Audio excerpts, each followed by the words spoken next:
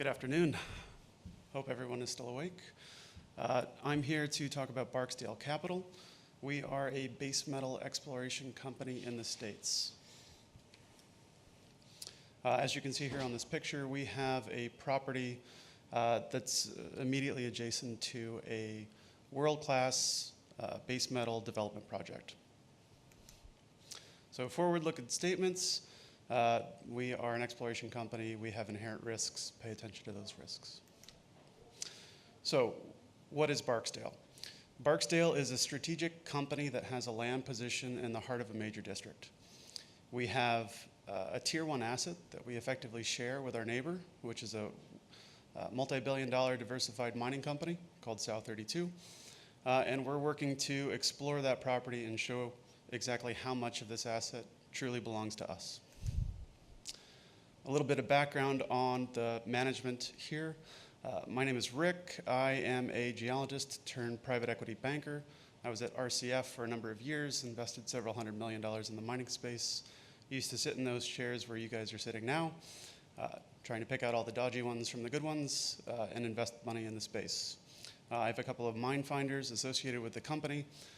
Peter McGaugh, who is a world-renowned expert in the deposit type that we're looking at today, as well as my chief geo, Carl Schnell, who has found multiple million-ounce deposits of gold in Peru.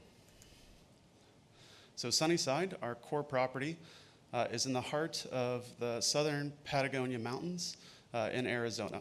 We are immediately adjacent to what was Arizona Mining.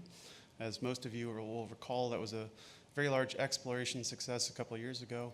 They were acquired by South 32 last summer in a $2.1 billion transaction. So we have two properties within this district. We're the only junior remaining. Rio Tinto, Teck, South 32, Asarco, and Glencore anchor this district. To talk more about Sunnyside specifically, this property was explored extensively for shallow chalcocite blankets in the 1970s. That led to the development of the idea that there was a deep porphyry copper. Asarco spent a significant amount of time drilling, exploring for, and ultimately finding a porphyry copper. It was a little bit too deep, a little bit too low grade to be developed, but while searching for the edges of that porphyry copper, they hit a skarn zone. That skarn, fast forward 30 years, is actually the discovery holes of the Taylor deep sulfide zone. So as you can see here, 38 meters of 15% combined lead zinc, a couple of 100 grams silver, and some copper. These are quite good holes and formed the basis of what we think is a very valuable project. Zooming into the northeast corner of our property, this shows you the footprint of the Taylor deep sulfide zone in yellow projected to surface. Arizona Mining was a very successful company in that they discovered this zone and progressively marched their exploration program to the west until they hit our property boundary. Our property has not been explored properly due to land status. So we have federal mining claims as opposed to private mining property, which is on the other side of the fence. This is a tier 1 asset. Expected production that will probably be changed a little bit now that South 32 is in charge. There's approximately 500 million ounces or pounds per year of zinc and lead and 5 million ounces of silver. So a simplified geologic model here shows that the Sunnyside deep porphyry on our side of the property boundary on the left was really the heat engine that stirred up all the fluids in this district and really caused the mineralization of the entire district.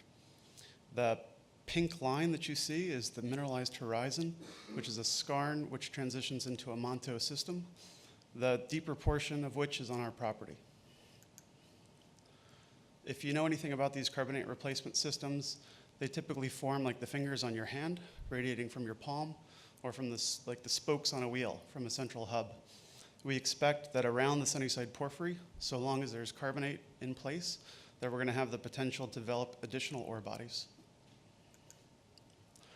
This is a very metal-rich system. There's lots of veins on surface that come through a volcanic cover. We think that this represents leakage from deposits that are deeper, and we're chasing these structural zones back to carbonate at depth. Those are going to be our initial targets. And the upside to Sunnyside is quite great. This is a very strongly mineralized system. We've got a world-class deposit, and we think that there's much more to be found. And we know what has been found is very valuable, so what we're exploring for is definitely worth our time. As far as timelines and milestones are concerned, we're going to start rolling out some of our drill concepts here in the next couple of weeks. We're going to start reconnaissance exploration over the rest of our property now that we've fulfilled the initial targeting over our permitted zone. So we're going through an EA process to get drill permits. Now we're going to start fanning out over the rest of the property, look for additional prospective areas. Later this year, we'll hopefully bring in another project, keep developing that pipeline, which will lead to drilling next year. Secondary asset in the district is called Four Metals. It's to the south of Sunnyside. This is a strategic acquisition for us in that it was additional open ground within this district. There were some relationship tensions back in the day. We wanted to show that there were deals to be done in this district. So we secured Four Metals, which is an outcropping breccia pipe deposit. This deposit was explored in the early 1900s and has significant drilling intercepts, including those outlined below. It's probably a 20 to 50 million ton deposit, depending on some of the historical work that's been done. Nice copper, great moly. We will eventually get to Four Metals property once we're done looking at Sunnyside from a prospectivity perspective. As far as share structure is concerned, we're relatively tight, 38 million shares outstanding. We have 3 million cash in the bank. We just brought Osisko Gold Royalties in as an equity holder.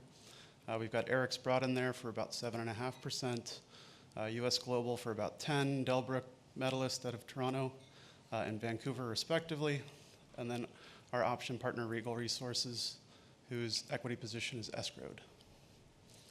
So great, stable, long-term shareholders. They all see the exploration potential and the value creation potential here, and they're in it for the long haul with us. And that's the end of my 10-minute presentation.